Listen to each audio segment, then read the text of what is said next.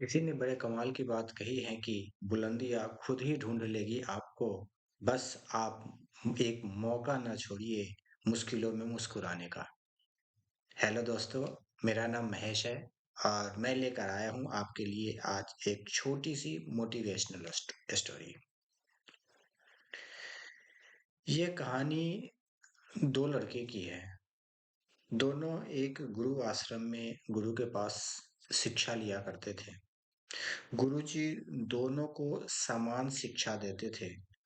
और वो जो गुरुजी थे, वो कथा प्रवचन की कहानियाँ सुनाना, मोटिवेशनल स्टोरी सुनाना, कथा कहना, जो आजकल के मोटिवेशनल लोग होते हैं, साधु सन्यासी टाइप के, जो प्रवचन सुनाते हैं, जैसे कि कहीं पे उनका प्रवचन चल रहा हो, तो बहुत सारे लोग इकट्ठे होते हैं और वो उनको अच्छी-अच्छी बातें बताते हैं, लाइफ की सक्सेस की बातें बताते हैं कि ज़िंदगी में कैसे खुश रहा जाए, किस तरह ज़िंदगी में आगे बढ़ा जाए। इस तरह की बातें उन्हें मोटिवेट किया जाता है। वो जो दोनों थे गुरुजी के शिष्य, दोनों को गुरुजी एक जैसा ज्ञान देते थे, सेम चीज़ बताते थे और वो दोनों युवा गाँव-गाँव में जाकर लोगों को कहानियाँ सुनाया करते थे, उन्हें मोटिवेट करते थे, उन्हें प्रवचन देते थे। तो जो बड़ा वाला था युवा, वो जब किसी गाँव में मोटिवेशनल स्पीच देने जाते थे, प्रवचन सुनाने जाते थे, तो लोगों की बड़ी भीड़ लगी होती थी और उनकी बातों पे जैसे वो सुनाते थे, कोई किसी टॉपिक पे, तो उनकी बातों को लोग बड़ी ध्यान से सुनते थे और बीच-बीच में तालियाँ बजाने लगते थे। लोग मंत्रमुग्ध होकर उनकी बातों को सुनते थे। लोगों को ऐसा लगता था कि ये किसी लाइफ से रिलेटेड बातें कर रहे हैं। तो उनकी बातों को लोग अपने लाइफ में रिलेट करने लगते थे और जैसे-जैसे उनकी कहानी आगे बढ़ती थी, लोग मंत्रमुग्ध होकर कहानियाँ सुनने लगते थे, तालियों की गड़गड़ाहट होने लगती थी, लोग उनकी बहुत प्रशंसा किया करते थे। बट जब कभी भी किसी गाँव में कुछ छोटे वाले का मोटिवेशनल चैप्टर चलता था, प्रवचन चलता था, तो लोग ज़्यादा ध्यान से नहीं सुनते थे और कई बार तो ऐसा हुआ कि जो वो छोटा युवा था, उनको तो लोगों ने ये भी कह दिया कि आप ज़्यादा टाइम ना लेकर आप अपनी कहानी शॉर्टकट में ख़त्म करो और बड़े वाले को आप टाइम दीजिए। ये चीज़ उसे थोड़ा बुरा लगा कि यार लोग हमारी तरफ इंटरेस्ट क्यों नहीं लेते? हम यदि उसी चीज़ को बताते हैं, समझाते हैं, तो लोग ध्यान से नहीं सुनते और वो बड़े वाले जब समझाते हैं, तो लोग ध्यान से सुनते हैं। इसका कारण क्या है? बड़ा वाला जब भी बताते थे, सुनाते थे, उनके चेहरा में एक आत्मविश्वास था होता था। आत्मविश्वास होता था कि वो जो बोल रहे हैं, फैक्ट बोल रहे हैं, मुस्कुरा के बातें करते थे, सबके दिल को, मन को मोह लेते थे। लोग मंत्रमुग्ध हो जाते थे। छोटे वाले जो थे, वो सिर्फ़ अपने काम से मतलब रखते थे। उनको लगता था कि हम जो बोल रहे हैं, वो ठीक बोल रहे हैं। लोगों से कनेक्टिविटी उनकी हो रही है, नहीं हो रही है, इससे उनको कोई मतलब नहीं होता था। और वो कुछ चीज़ें रटी-रटाई चीज़ वहाँ पे प्रवचन में बोल देते थे। जब लोग उनकी बातों पे तालियाँ नहीं बजाते थे, तो उसको बुरा लगता था, यार लोग हमारे बातों में इंटरेस्ट नहीं ले रहे हैं और बड़े वाले की बातों में इंटरेस्ट ले रहे हैं। एक दिन वो जब गुरु आश्रम पहुँचे, तो छोटे वाले ने गुरुजी से कुछ शिकायतें लगाई। गुरुजी को बोला, गुरुजी, मुझे ऐसा लगता है कि आप हमारे साथ नाइंसाफ़ी कर रहे हो। गुरुजी ने कहा, नहीं, ऐसा क्यों? तुम्हें ऐसा कैसा लगता है? उसने कहा कि बड़े वाले को कुछ थोड़ा आप ज़्यादा ज्ञान दे देते हो, उसके पास ज्ञान थोड़ा ज़्यादा होता है कि वो लोगों के पास उस तरह से प्रस्तुत करता है और हमें आप ज्ञान कुछ कम देते हो, इसलिए लोगों का लगाव लोगों का कनेक्टिविटी कम बन पाता है। तो ये तो मतभेद आपको नहीं करना चाहिए। हम दोनों आपके शिष्य हैं, तो हम दोनों को आपको ज्ञान बराबर ही देना चाहिए। मुझे ऐसा लगता है कि आप बड़े वाले को ज्ञान ज़्यादा देते हो और मुझे ज्ञान कम दे रहे हो। गुरुजी ने कहा, बेटे, ऐसी कोई बात नहीं है। चलो कोई बात नहीं, यदि तुम्हें ऐसा लग रहा है तो मैं तुम्हें एक छोटी सी स्टोरी सुनाता हूँ। उस स्टोरी को सुनकर शायद तुम समझ जाओगे कि ऐसा क्यों हो रहा है। वो गुरुजी के पास बैठा। गुरुजी ने एक स्टोरी शुरू की। बोला, बेटे, यह स्टोरी एक राजस्थान की है। मरुभूमि होते हैं राजस्थान में, काफी दूर दूर तक पेड़ पौधे नहीं दिखते। और रेत होते हैं काफी दूर तक। पानी दूर दूर तक नहीं मिलता। वहां पे ज्यादातर राजस्थान में रेगिस्तान में, रेगिस्तानी जो इलाका होता है, वहां पे सवारी के लिए ऊंट का प्रयोग किया जाता है। क्योंकि ऊंट के जो खुर होते हैं पैरों के, वो कुछ ऐसे गद्देदार से होते हैं कि वो जल्दी धंसते नहीं है रेत में। और रेत, तो वो जो ऊंट होता है ना, वो एक बार पानी पी लेता है तो कई दिनों तक वो बिना पानी पिए भी रह सकता है। क्योंकि ऊंट की जो कुवड़ होती है ना, उसमें वो पानी इकट्ठा कर लेता है फ्यूचर में इस्तेमाल के लिए। और जब भी उसे प्यास लगता है तो उसी में से वो पानी को यूज कर लेता है उसका शरीर, और वो कुछ टाइम तक चल जाता है। उस रेगिस्तान में, गुरुजी ने बोला, उस रेगिस्तान में दो मित्र गए। एक मित्र पीछे था, एक मित्र आगे थे। तो जो आगे वाला मित्र था, कंपटीशन दोनों का सेम ही था कि रेगिस्तान को पहले पार करना है। इस रेगिस्तान को जो पहले पार कर जाएगा वो सक्सेस होगा। दोनों साथ चले, बड़े वाले छोटे वाले। बड़े वाले थोड़ा आराम से चल रहे थे, छोटे वाले तेजी से जा रहे थे दौड़ के। उनके अंदर ये थी कि हम पहले पार कर जाएंगे तो हम कंपटीशन को जीत जाएंगे। जैसे ही वो दोनों आगे बढ़े, राजस्थान रेगिस्तान में चलते रहे कुछ दूर तक, तो उन्हें प्यास लगी। छोटा वाला काफी आगे निकल चुका था, बड़ा वाला कुछ पीछे ही थे। तो छोटे वाले को रास्ते में एक कुआं दिखा। और वो कुएं में जब देखा झांक के, तो काफी नीचे पानी भी था उसमें। और कुएं के पास एक बाल्टी रखी हुई थी। उसे प्यास बहुत तेज से लगी थी। उसने सोचा कि मैं कुएं से पानी कैसे पीऊं।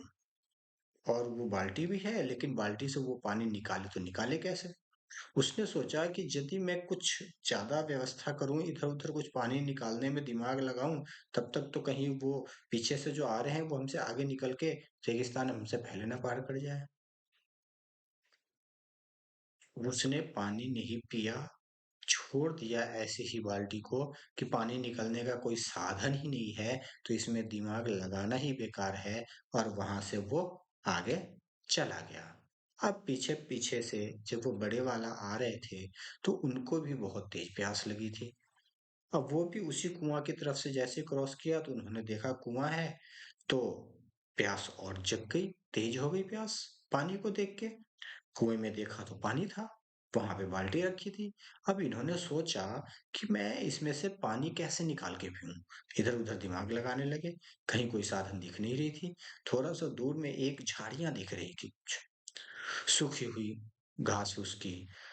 तो ये दौड़ के वहां पे गए। तो वहां से इन्होंने क्या किया, सूखी सूखी घासें इकट्ठा किया। और उन घासों को इकट्ठा करके और उसकी रस्सियां बांट ली, इन्होंने रस्सी बना ली। और रस्सी बना के बाल्टी में बांधा। और बाल्टी को नीचे कुएं में गिराया। और पानी भर के बाहर निकाला। और जी भर के पानी पिया। आत्मा संतुष्ट हो गया उसका। उसके बाद पानी पी के फिर वहां से वो आराम से चला। अब ये बताओ, पहले वाले ने ज्यादा अच्छा काम किया या जो दूसरे वाले थे, बड़े वाले, उस उसने ज्यादा अच्छा काम किया? यह सोच के जो गुरुजी का छोटा शिष्य थे वहां पे, वो सोचने लगे। उन्होंने कहा, गुरुजी, काम तो दूसरे वाले ने ज्यादा अच्छा किया, क्योंकि उसने अपना दिमाग लगाया कि हमें पानी कैसे पीना है। पानी पीने की कोई व्यवस्था नहीं थी, रस्सी नहीं था निकालने के लिए। उसने इधर-उधर अपने दिमाग को दौड़ाया। दूर उसे जहाँ घास, सूखे घास दिखे, वो गया, घास की लेकर रस्सियाँ बनाई। रस्सी बनाने के बाद फिर वो बाल्टी से पानी निकाला और खुद पानी पिया। उसके बाद वो गया, तो दिमाग तो बड़े वाले ने लगाया, क्योंकि वो सोचता था कुछ क्रिएटिव करने का। और जो पहले गया था, उसके दिमाग में था कि अरे सोचना समझना क्या है, पहले फटाफट पार कर लो इसको। क्या आपको उम्मीद है कि इतने बड़े रेगिस्तान में वह प्यासा पार कर गया होगा? भगवान करे पार कर गया होगा। हो सकता है कि वह रास्ते में ही रह गया हो, भूखे प्यासे तड़प कर, क्योंकि उसने सोचा नहीं कुछ अर्जित करने का। मैं तुम दोनों को सेम शिक्षा देता हूँ, सेम ज्ञान देता हूँ। एक क्लास में तुम दोनों होते हो, तुम दोनों को मैं बराबर पढ़ाता हूँ। फिर भी तुम्हें बुरा लगे या अच्छा लगे, लेकिन जो सच्चाई है वो मैं तुम्हें बताना चाहता हूँ कि जब मैं समझा रहा होता हूँ, कोई ज्ञान की बातें बता रहा होता हूँ, तो बड़ा वाला बड़ी ध्यानचित होके सुनता है। वह ज्ञान को अर्जित करना चाहता है और तुम्हारा ध्यान कहीं और होता है। तुम तो सोचते हो कि कितनी जल्दी ये क्लास खत्म होए और मैं यहाँ से निकलूं। तो तुम अपने ज्ञान को बढ़ाने की कोशिश नहीं करते, और वो हर चीज को कैच करने की कोशिश करता है। तो जो ज्यादा ध्यान से सुनेगा, जो ज्ञान को बढ़ाने की कोशिश करेगा, लाइफ में आगे बढ़ने की कोशिश करेगा, उसी को ज्यादा जानकारी मिलेगी ना। उसको समझ में आ गया कि भाई गलती कहाँ थी हमारी। उसने गुरुजी से बोला, गुरुजी, क्षमा प्रार्थी हूँ, गलती हमारी ही थी कि जब भी क्लास होता है तो मेरा ध्यान इधर-उधर भटकता रहता था। मैं आपकी इस बातों को आराम से नहीं सुन पाता था, आपकी बातों को मैं ग्रहण नहीं कर पाता था। मुझे तो ऐसा लगता था कि आप जब कोई स्टोरी बताते थे, तो मुझे ऐसा लगता था यार मुझे तो सब पता है। बस गुरुजी को कहना है कहने दे, मेरे पे क्या फ़र्क पड़ता है, ये सब कुछ तो मुझे पता है। जितनी जो मोटिवेशनल बातें गुरुजी बताते हैं ना, वो सब सबको पता होता है, वो चीज़ हमें भी पता है।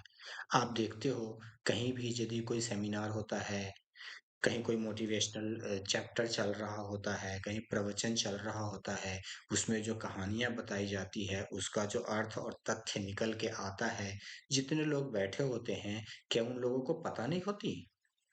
क्या वो लोग वो कहानी पहले कभी नहीं सुने होते? सुने होते हैं ना? उनको पता भी होता है कि ये कहानी में ऐसे होगा, ऐसे होगा, ऐसे होगा, पर फिर उसको बार-बार हर जगह मोटिवेशनल स्पीकर या जो कथावाचक हैं, वो लोग क्यों कहते हैं? इसलिए कि उसको रिपीट किया जा सके बार-बार, और आपके दिमाग में वो चीज़ सेट कर सके कि यार रियली यदि मेहनत किया जाए, तो सफलता ज़रूर मिलेगी। और यदि हम मेहनत ही नहीं करेंगे, मेहनत से दिल चुराएँगे, तो सफलता नहीं मिलेगी। हमेशा आगे बढ़ने के लिए मेहनत करना बहुत ज़रूरी है। और जो लोग आगे बढ़ते हैं ना, काफ़ी आगे बढ़ जाते हैं, उनके पीछे कहीं न कहीं मेहनत का कुछ न कुछ फैक्ट, रहस्य होता है आगे बढ़ने का। यदि आप गरीब पैदा हुए हो ना, बहुत अच्छी बात है।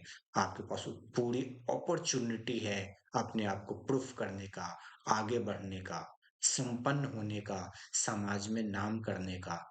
लेकिन जो पहले से ही इतने अमीर हैं, जिसके बच्चों को पता ही नहीं कि प्रॉपर्टी कहाँ से आएगी, वो तो भगवान भरोसे चल रहा है, ऊपर तक जा चुका है, ऊपर के बाद नीचे ही आएगा।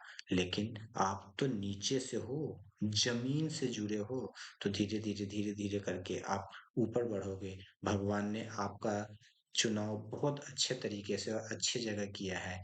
इसलिए मैं यही कहना चाहूँगा कि हर चीज़ को मेहनत से कीजिए, दिमाग लगा के काम कीजिए और ईमानदारी से काम कीजिए, सक्सेस ज़रूर मिलेगी। किसी चीज़ को यदि समझाया जाए तो ध्यान से सुनिए, नॉलेज इकट्ठा कीजिए, नॉलेज इकट्ठा करने में कोई बुरी बात नहीं है। ज्ञान एक बुजुर्ग भी दे सकते हैं, एक जवान भी दे सकते हैं और ज्ञान हम किसी बच्चे से भी ले सकते हैं। ज्ञान का कोई सीमा नहीं है कि आप कितना ज्ञान लो। सबसे मेन चीज़ हमारा जो दिमाग है ना, हम लोग अपने दिमाग का 1% भी यूज़ नहीं करते। जितना बड़ा ये समुद्र है, यदि इसका 1% भी कोई इंसान यूज़ करने लगे ना, तो दुनिया का सबसे पारंगत विद्वान बन जाएगा। भगवान ने इतना बड़ा दिमाग हम लोगों के पास दिया है, समुद्र से बड़ा है। दोस्तों, बस मैं यही कहना चाहूँगा, कभी भी, किसी भी सूरत में, कभी भी, किसी भी सूरत में आगे बढ़ने से किसी रास्ते को ना छोड़ें और आगे बढ़ने का कोई चांस मिले, कुछ सीखने का चांस मिले, तो ज़रूर सीखें। सीखने में पीछे नहीं रहना चाहिए कभी भी। जब तक आप सीखोगे नहीं, तब तक आप बढ़ोगे कैसे? इसलिए आगे बढ़ना है, तो सीखना भी ज़रूरी है। खुद सीखिए, मोटिवेट रहिए, मुस्कुराते रहिए और समस्याएँ जो आती है ना, वो सबके साथ आती है। जब भी समस्याएँ आए तो समस्याओं को मुस्कुरा के झेलिए। कभी भी वक़्त एक जैसा नहीं रहता, आज समस्या आई है तो वो कल चली जाएँगी। लेकिन आपके दिमाग में जो आपका गोल सेट हो जाएगा ना कि हमें इसे अचीव करना है, इसे अचीव करना है, चाहे कुछ भी हो जाए, जो आपके सपनों में आने लगे हमेशा, तो वो आपको ज़रूर मिलेगी। Thank you.